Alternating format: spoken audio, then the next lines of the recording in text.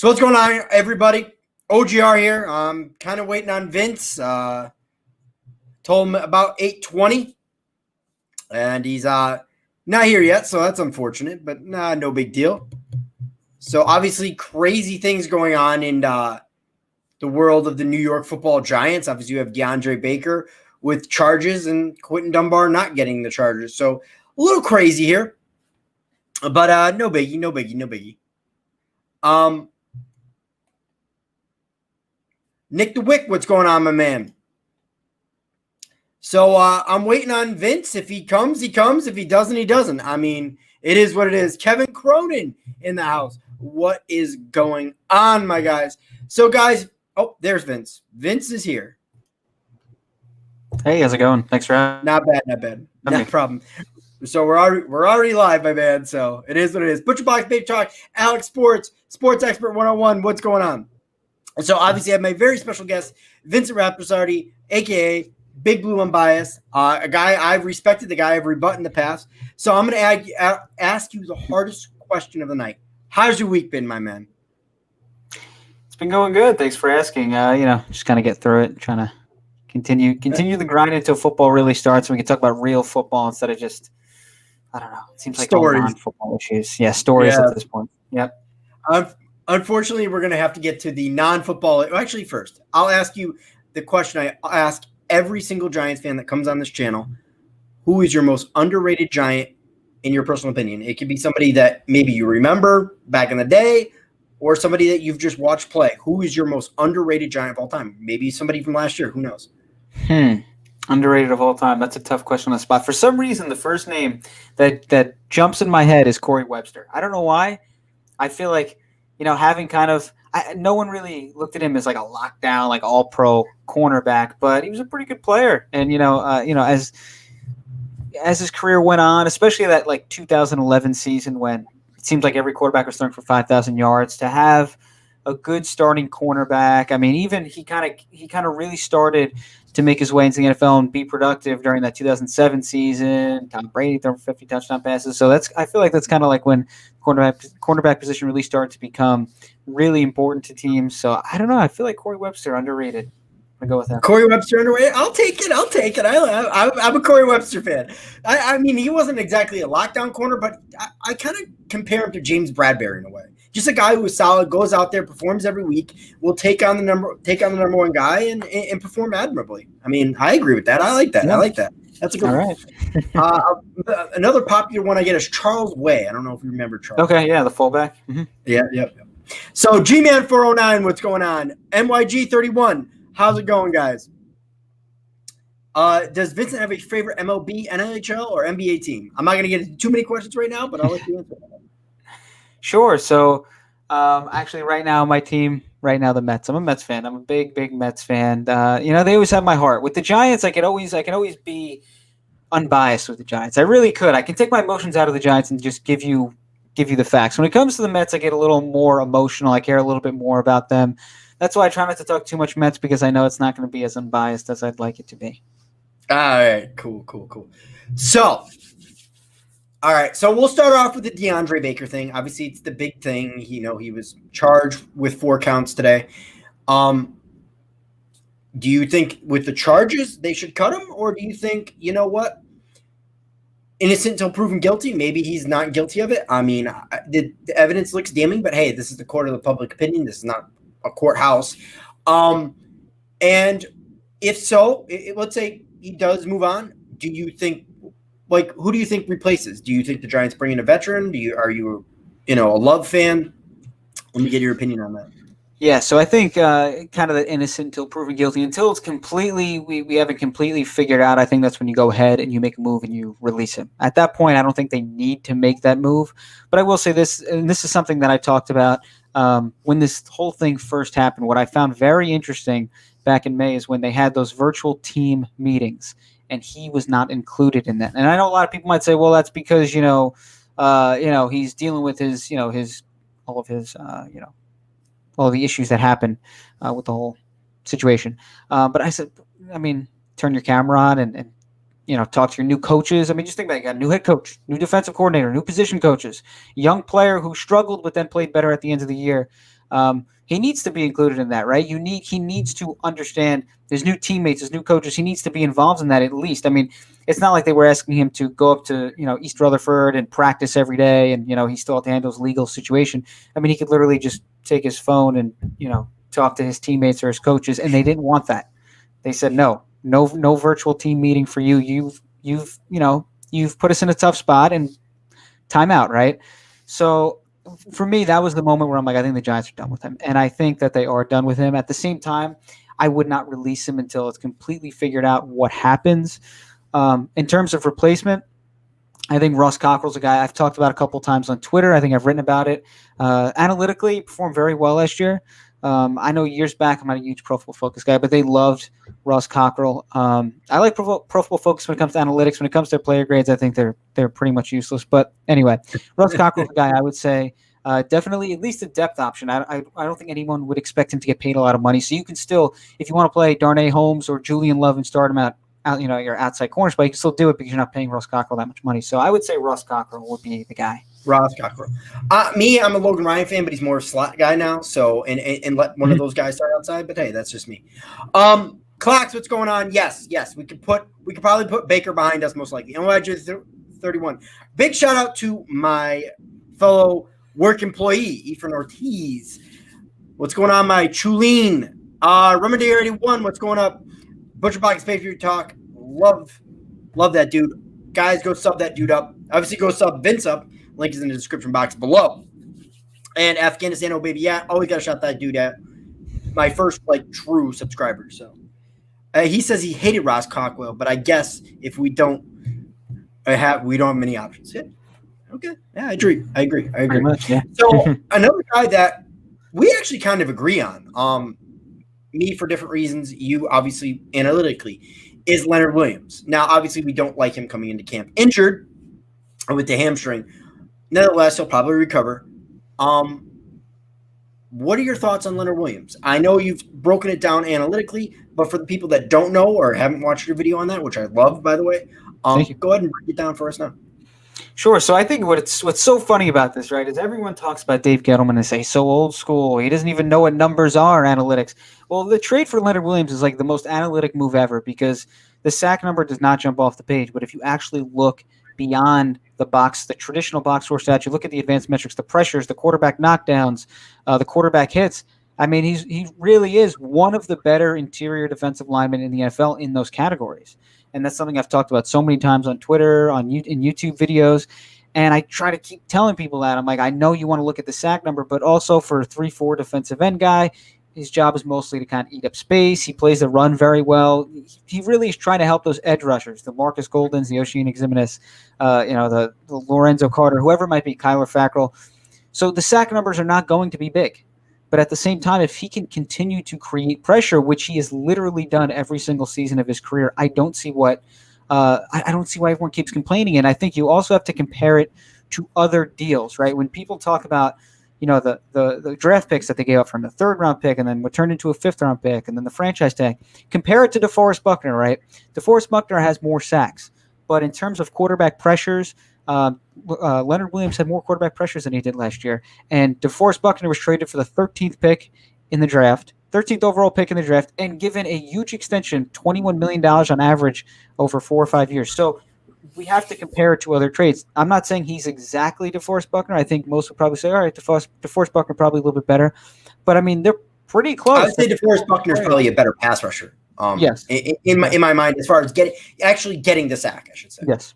Mm-hmm. Because I do agree with you completely. I think a lot of Giants fans really want the 4-3, and I think I understand we're going to be a multi-front scheme, but I would think most of the time we're going to be lining up in some sort of 3-4 configuration, base 3-4. I would imagine just on personnel and what I saw last year, and I can't imagine it's going to change too much from Betcher to I'm drawing a blank on our defensive coordinator right now. Patrick Graham. So I can't imagine it's going to change too much. And I always keep telling guys, 3-4 interior linemen and defensive ends, they're not flashy guys. They're space eaters. Your linebackers are your playmakers. Mm-hmm. And I think a lot of Giants fans, that's why I always tell Giants fans, learn your history, because that's where the Giants foundation was built in the 80s. We weren't a very good team up to that point. I just got to get a couple people in the chat here, and then what's going on. So, Big Blue Jabroni in the house, very good Giants YouTuber, very underrated Giants YouTuber. Sub that guy up. Obviously, Butcher Block and Patriot Talk makes this point. He says Vince Wilfork never got a lot of sacks, but he's a Hall of Famer. I think both of us would think about that. Lake Noah, what's going on? She got sports in the chat. So, what's going on? We're most likely going to be live Sunday with me, Kid Blue, her, and the Hub. So, looking forward to that. She's obviously a huge Giants fan and just a sports fan in general. So thank you for joining. So we got to the Leonard Williams thing. At some point here, we'll transition and take questions. So I noticed, I'm a big Dave Gettleman guy. How do you rate Dave Gettleman's job so far as a GM overall? To me, I think we're in the second year of rebuild, not a third. I think the first year he came, he was trying to rebuild. Not rebuild, trying to win. A lot of those moves symbolize winning to me. So I always tell Giants fans, ease up. We are in the second year of a rebuild. Quell your expectations. I think management needs to give him more time. That's just my personal opinion. But hey, you may differ. So I think people need to judge Dave Gettleman kind of on two different tenures. I think you look at like two different terms because, like you said, when he came in, he was trying to win. And I think that's basically why he was hired. I think, honestly, what happened was Dave Gettleman told John Mara, look, I'll try and win with Eli. I'll try and win with your guy. We know you love Eli. You want to give it one more shot. I'll sign Nate Solder and trade for Alec Ogletree and take Saquon Barkley second overall, and we'll try and do this. But I think Dave Gettleman really wanted to rebuild. So he tried. He gave it one more try. And he said, look, we'll try and win. But if this thing doesn't look good halfway through the year, we'll start selling pieces, which is what they did. Damon Harrison, Eli Apple, and eventually they moved on. They moved on from other players like JPP, Olivier Vernon, and then they really started breaking it apart and everything. So I think I'm starting to judge Dave Gettleman just off that second half of the 2018 season where he said, all right, we're rebuilding. We're moving forward. And that's why a lot of people wanted him fired in this past offseason. After the 2019 season, I go, you can't really do that because he's already started a rebuild. So do you really want to fire a guy after like a little over a year technically in a rebuild? I just don't think that makes sense because the new GM's going to want to come in. Who knows if they want Daniel Jones as a starting quarterback? They may not. I mean, there were a lot of people that were not high on Daniel Jones. So if somebody comes in, they're like, not really. I don't know. People are still not high on Daniel Jones. I think he has plenty of haters. That's beyond the point. But exactly. Yeah. And also, point I like to make on my channel a lot is, who would the Giants get anyways? It's not like you're going to go bring in some young, brash GM. Again, you make the point that they're going to want to make the big decisions. Personnel, as far as their quarterback, coaches. This is what GMs pride themselves on. This is what GMs are respected for. And my thing is, I don't think the Giants go out and get any GM because they won't be able to. The only logical guy at that point makes Kevin Abrams. And do you really think there's going to be a big difference between Kevin Abrams and Dave Gettleman? I keep telling Giants fans, if you want Dave Gettleman fired, I hope you love Kevin Abrams because that's going to be your next GM. I can't imagine them bringing somebody new in here after already having something established. So, of course, yeah. No, I agree. I just think overall, it's like, okay, what did you expect out of the 2019 Giants? I mean, you expected them to lose. I don't think anybody went in and said, okay, the Giants are going to win 10 games in 2019. Nobody expected that. So why are you disappointed at the end when they won 4 games? I mean, that was kind of what they were. Yep. JC, what's going on? Ramandir81 says, our guys are more suited for the 3-4. We agree. Afghanistan, he says, firing Gettleman after this year would be a mistake. Yes, and my biggest problem is ownership. I think a lot of the biggest problems can be blamed on ownership. I really do. JC, what's going on? He says, love the guest. Obviously, I don't know if you know JC, if you subscribe to you at all, but JC, this is Vincent Raspersardi. Excellent Giants YouTuber. And you come at it from a different point of view from what normal Giants YouTubers like me. I have a strong opinion, and somebody like Inatana, who's more it's not sports-based, news-based, everything Giants news, always constantly reporting, great dude. Yep. But, I really do enjoy your analyst because you're coming from the analytics. And I know once in a while I'll rebut you on it, but, I'd love to know where you get all your analytics from because I can't imagine it's just Pro Football Focus. Is there any analytical sites that you suggest for people to go check out if they want to catch up on their analytics? Sure. So ProFootballReference.com is a great website to go for analytics, and not just like even specific player analytics, also in terms of like team analytics. That like one really cool one was finding the expected points added EPA of like a defense of after Leonard Williams was acquired and how they did against the run in terms of expected points added. And EPA is basically judging the value of a play on down and distance and all that kind of stuff. It's sometimes can be tough to explain, but it's a very crucial stat when it comes to really evaluating either a player or a team. ESPN actually has a quarterback EPA system that they have set up that I like to use very often. It really shows the value of a running quarterback too. Football Outsiders is a good website. That's a very analytically based website. So those are some that just kind of pop off my head that I use frequently. Sports Info Solutions has a football section where they have some interesting stats too. So I would say some of those are good resources. I'll get into one more question on Daniel Jones with you, and then we'll get into the questions. So what's going on, Caden? But and Water King Anonymous, how's it going? Anyways, so Daniel Jones, I mean, like we said, obviously nothing. Not everybody loved Daniel Jones coming out of the draft. I mean, I was very critical, but didn't know him very well, and then quickly grew to love him. But where do you see his ceiling? Where do you see his floor? And where do you see him, 2-3 years down the road? And what do you expect out of this? Yeah, I think when he was drafted, the main comp, I think if you go to like NFL.com, was like Ryan Tannehill. And at the time, I think everyone would have said, oh, that's not very good. Like, that's kind of just an average quarterback. But I watched Ryan Tannehill last year, and I look at the numbers from Tannehill last year. I'm like, wow, Ryan Tannehill, his completion. Oh, another website is NFL Next Gen Stats. They have a very good analytics, very cool analytics on their page. And completion percentage over expectation is one very important stat because basically it just shows how good of a quarterback you are in terms of completing passes that you're not expected to complete. So that kind of shows the true talent of a quarterback. Because you have passes that, hey, there might be a 40-yard pass where you hit a guy, like let's just say the Manningham Super Bowl 46 catch. I mean, the probability of that pass getting completed is not very high. So if you can complete that pass, then obviously you're a pretty talented quarterback. So Ryan Tannehill, very high completion percentage over expectation, high yards per attempt, incredibly successful in terms of EPA-wise running the football.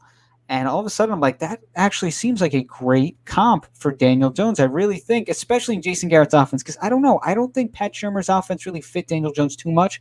I think this offense, this Air Coryell offense, if you look at last year, Dak Prescott was among the league leaders in like completed air yards or average intended air yards. So he was throwing the football on average further down the field. I think that's more of Daniel Jones's game than short passes here and there. So I like that. I like the running aspect. Daniel Jones, very underrated running quarterback. So I would say Ryan Tannehill would be a really good comp for him at this point. I think that's kind of where he is. Maybe he exceeds that. But at this point, I would say probably around there. So let's just say Ryan Tannehill is the base, the floor. Do you see him going beyond that? Or do you see him right there? Or, I mean,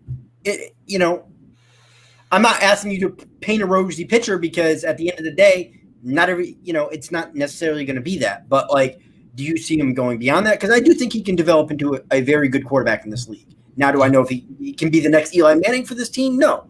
But that's the greatest quarterback this franchise has ever seen. So that's a lofty expectation to put on somebody in their second year. Yeah, I mean, what I like so far is that, I mean, he already showed up to training camp. He looks a lot bigger. He said he gained 8 to 9 pounds of muscle. I like that. He's obviously took his offseason very seriously. I think that's what the Giants liked about him when they drafted him. He just seems he's not a guy like Baker Mayfield is going to be on Twitter all day tweeting this and that and, grabbing his crotch or whatever Baker Mayfield does. That's just like, at some point it just gets childish. Daniel Jones he almost seems like an Eli Manning, the way he carries himself. And that's tough to find. Like in 2000.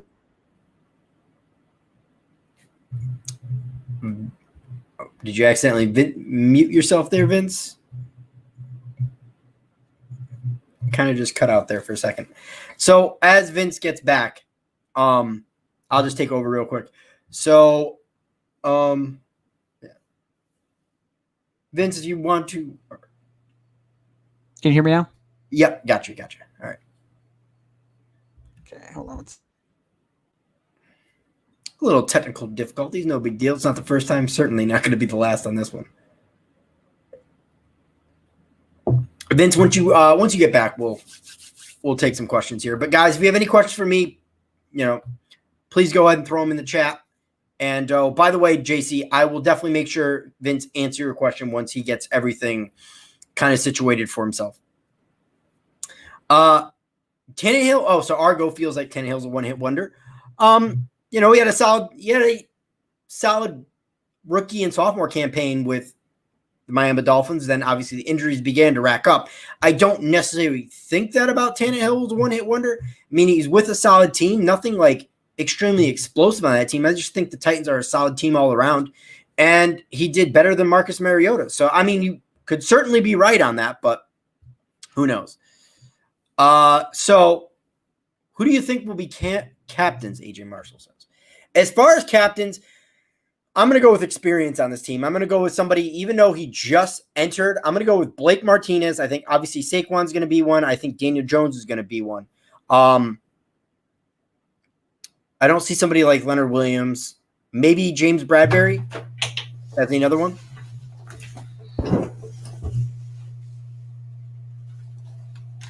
Who was New York's first round draft? I'm assuming first round draft pick. That would be Andrew Thomas, the left tackle out of Georgia. Floor Tannehill ceiling Matt Ryan with some legs. Hey, I can't complain about that at all. Yeah, you see Blake as captain too. Yeah, I would concur with that. I can get it. Keep the questions coming, guys. Because a little bit of technical difficulties, but no big deal. We'll get through it.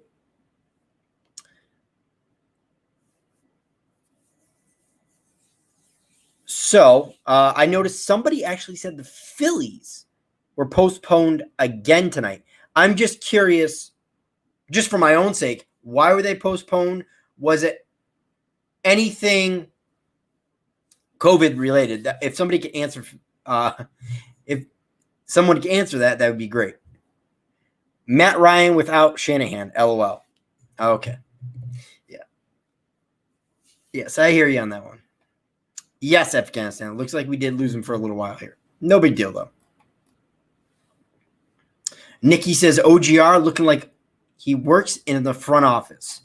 Well, I wish I worked in the front office for the New York Football Giants, to be totally honest with you. Just want to make sure I didn't miss any questions here. All right. Looks like we've totally lost Vince here. No big deal. No big deal. 70% of the QBs in the NFL are one-hit wonders. I don't know about that. I would say once you get past the top 20 quarterbacks, in my personal opinion, it really is a crapshoot on who's going to be doing what. So to me, it's kind of tough. It's kind of tough.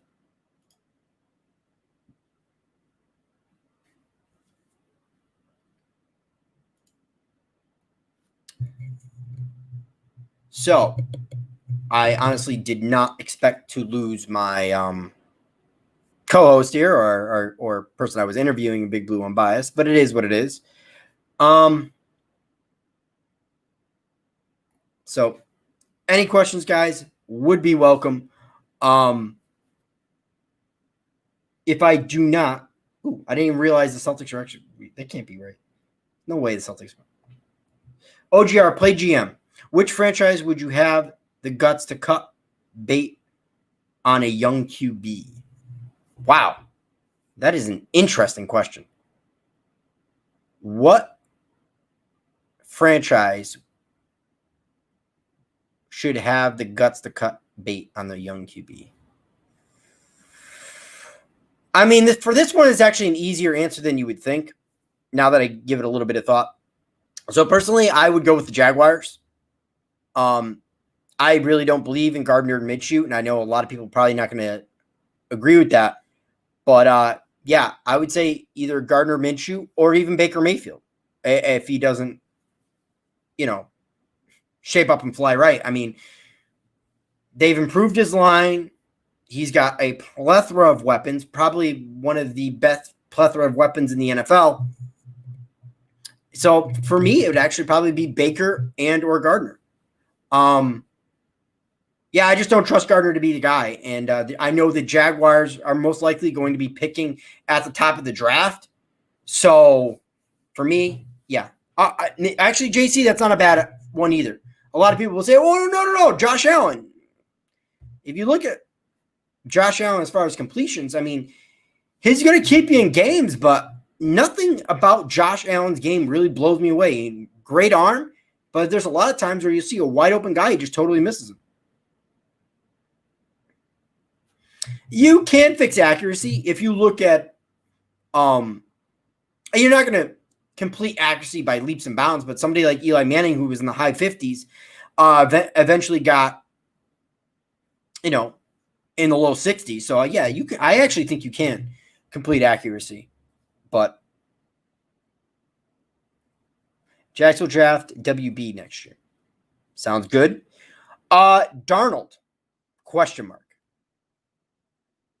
Right now, the verdict's still out on Darnold. To me, between injuries and whatnot, now maybe that just totally cancels him. I don't know how I feel about Darnold. Like sometimes I'll watch him and be like, why did the Jets draft this guy? And then other times I'll watch him and I'll say to myself, okay, I could see this guy. I mean, I watched him basically chop up the Giants last year, to be totally honest with you. I mean, I hate admitting that as a Giants fan, but he really did. He's just hit or miss. I mean, let's see. I mean, it's make or break this year with Darnold. I have a feeling.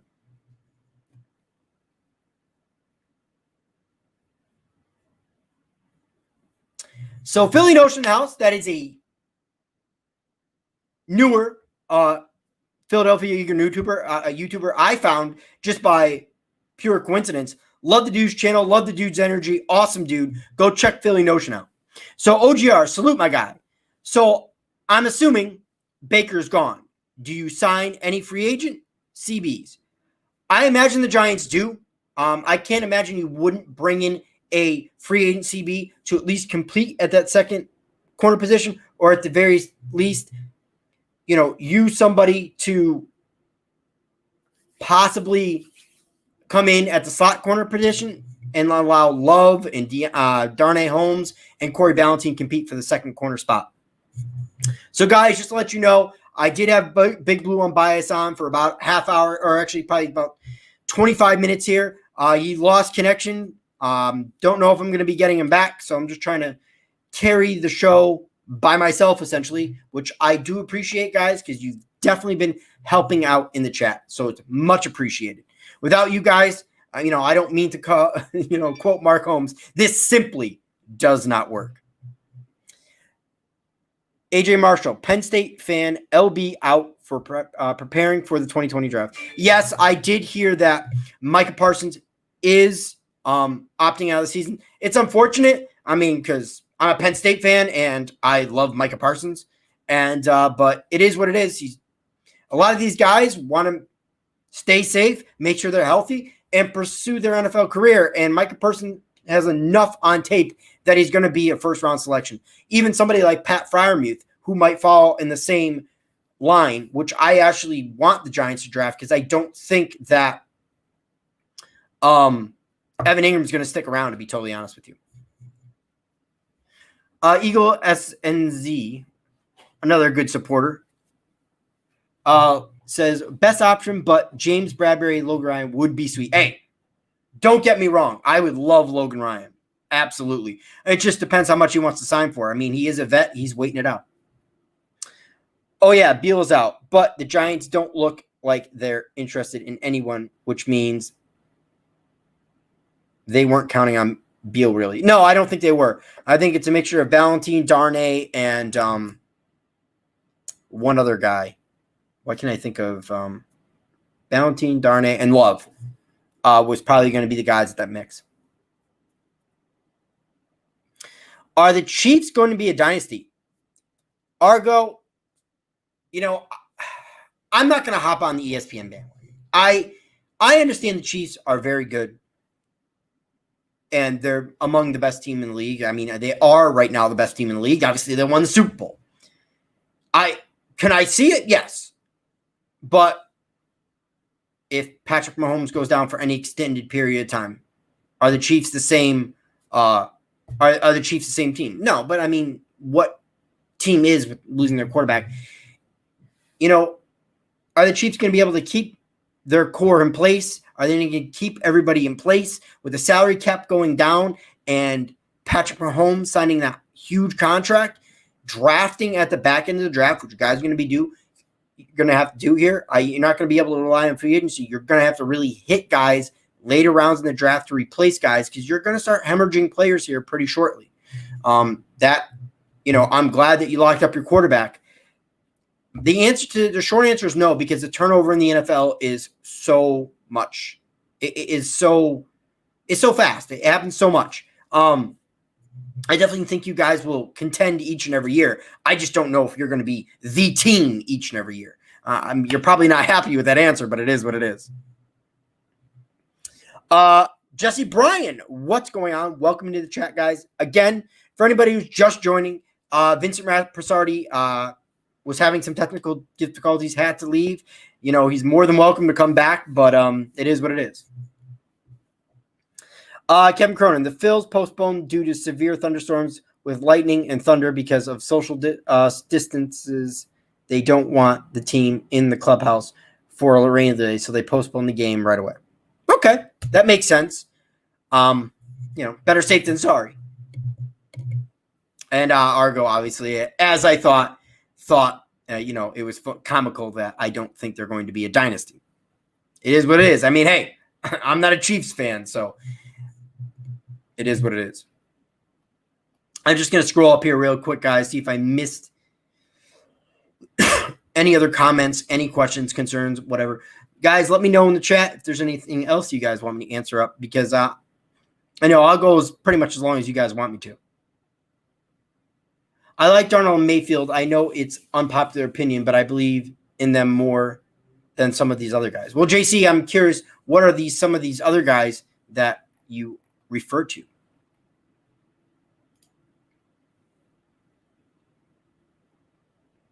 Jesse Bryan asks, who is the Giants' X factor this season? Very, very interesting. Giants' X factor to me has got to be Xavier McKinney. Really does. Because we really don't know what we're going to get out of him.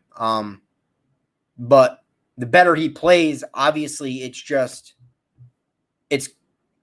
really helps the Giants out as far as secondary goes, because I don't know how much I really don't know how much pass rush we're going to really get. I mean, I know Joe Judge talked about it earlier this week, but for me, it's got to be Xavier McKinney, because I want somebody to, either him, Jabril Peppers, somebody to evolve into a true free safety to take away parts of the field when need and asked and called upon. And obviously we know he can come down in the box and hit, but as far as his coverage skills, if he answers that missing piece for us and can be someone like a Kenny Phillips, I mean, it's sky's the limit for Xavier McKinney. So for me, it's Xavier McKinney. I don't know if you want me to pick anybody on the offense. As far as the offense goes, I'm going to go Caden Smith. And the only reason I'm going to say Caden Smith on the offense, because Caden himself, I think, will end up being the number one tight end. So we need number one tight end production. I mean, he doesn't have to be a top 10 tight end, but a top 15 would be nice, because I just don't trust Evan Ingram to stay healthy, be totally honest with you. Again, guys, any questions, comments, concerns, let me know. I'll probably go for another 15 minutes or so here. Just kind of out of the blue. It is what it is. Shit happens. And I'll definitely bring Big Blue Unbiased back on. I do appreciate for him coming on. So.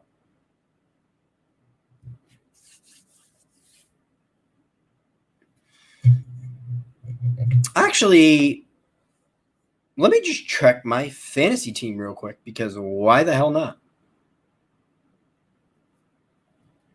Yes, if you guys don't know, I'm in a fantasy baseball league, so I just want to check it real quick. All right, so I'm leading 234 to 191.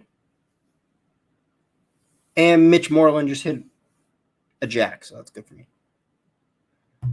Jesse Bryan, I'm glad you do. I'm glad you do, for sure.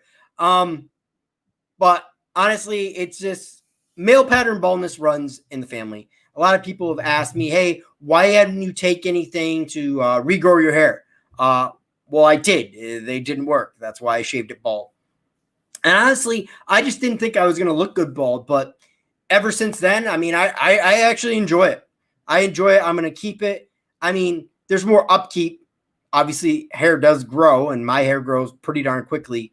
I probably have to shave every 2 days because my hair would be a mess if I didn't. And yes, a lot of people tell me I look like Walter White from Breaking Bad. So that is a good thing about that.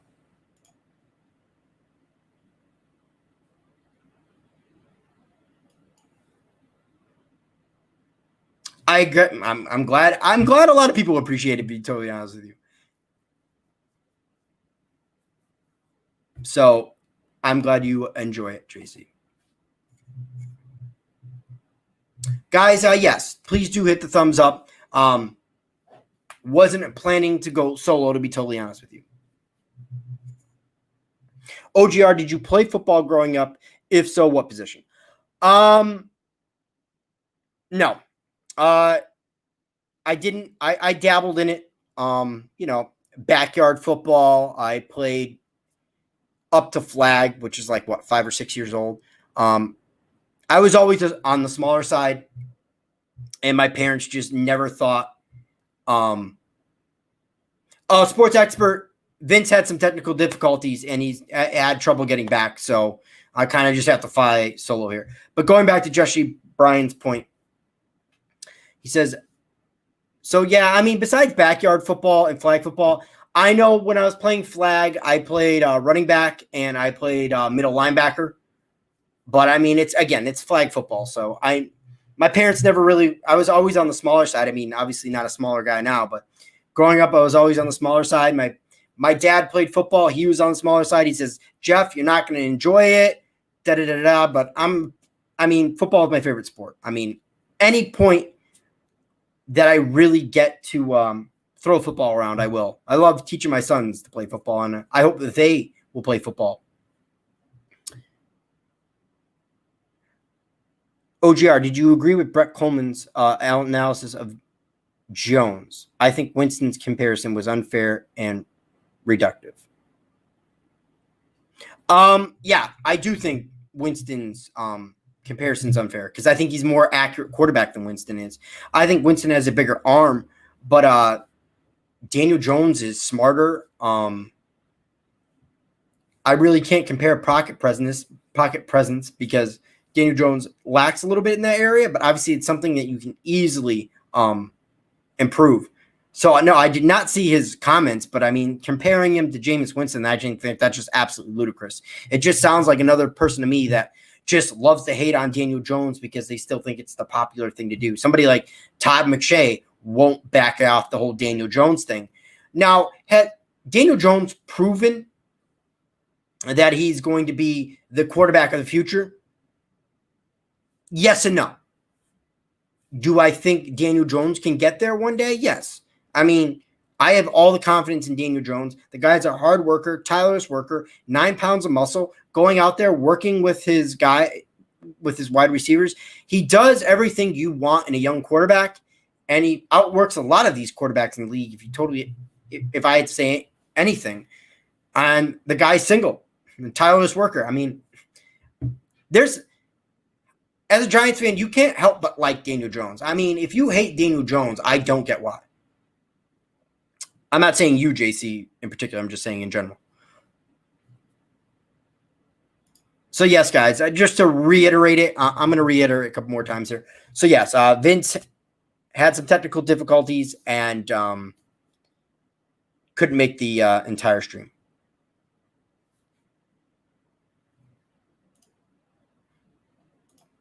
So, JC, by the way, did anyone see Arch Manning? The kid looks ridiculously good. Is that the nephew of Eli and Peyton? Goes to the same school they did, I believe, if I'm not mistaken. I have not seen him. I think I've briefly seen him. No, I've briefly seen him. But, yeah, he doesn't look bad. Remains to be seen. I mean, definitely surrounded by football lineage. I mean, when you have Peyton Manning, Eli Manning, and Archie himself, I mean, you got to play quarterback at this point. I mean, there's going to be a lot of expectations on that kid just being the nephew and having the Manning name. But hey, I wish him the best of luck. I really do. Actually, what year is he, JC, in high school? Because it feels like I've seen it way back. Or has he committed to anywhere? That I do not know. Guys, I'll go for about another 5 minutes here, and then I'm going to call it quits. I was hoping to really get Vince on for the full hour, but hey, things happen. Again, I'll bring Vince back on. Physically more gifted than all the other Mannings. Obviously, way too early, but seeing him run around makes crazy throws. Oh, he's a freshman. Okay. A freshman in college or a freshman in high school? But yeah, I'm definitely going to keep eyes on him. Anybody who any player that shares a name with somebody, I end up following in college. Like I followed Barry Sanders Jr. Through high school all the way up to when he played at Stanford, but he just never materialized. But it was fun watching him in high school, and I thought he had real potential at Stanford, but obviously was beaten out by Christian McCaffrey, and Christian McCaffrey carried that load over there.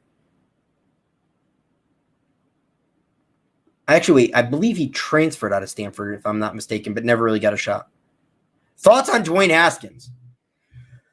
Last year I thought he was overrated coming out of the draft. I'm not a huge Dwayne Haskins guy. I don't wish the Redskins the best of luck, but maybe the guy can succeed. I'm not a big Dwayne Haskins guy at all. I think he had it very easy at Ohio State, being surrounded by 5-star recruits.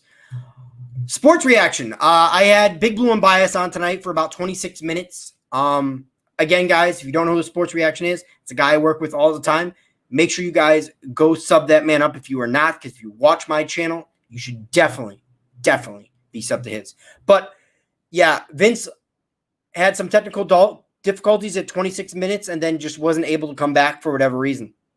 So I'm probably going to go here for another couple minutes, guys, and then I'm going to call it quits. For sure, high school, he would be on the Sports Center for commitment day. ESPN loves the Mannings. Oh, that's a given. That's a given.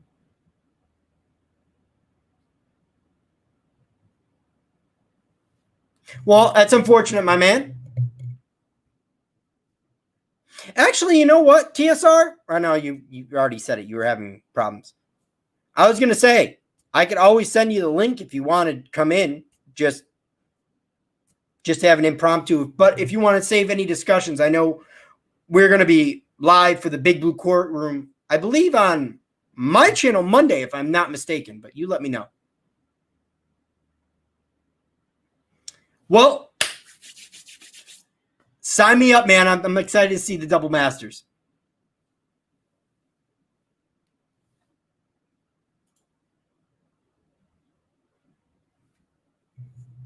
TSR, if you want to jump in, you can. If not, I'll call it quits here soon, pretty soon.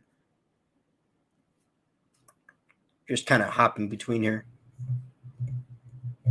Again, guys, just to reiterate, I've probably said it about 5 or 6 times. Vince had technical difficulties. That's why I kind of just have to fly solo here. And honestly, it's a lot tougher. I wish I was calling a game right now.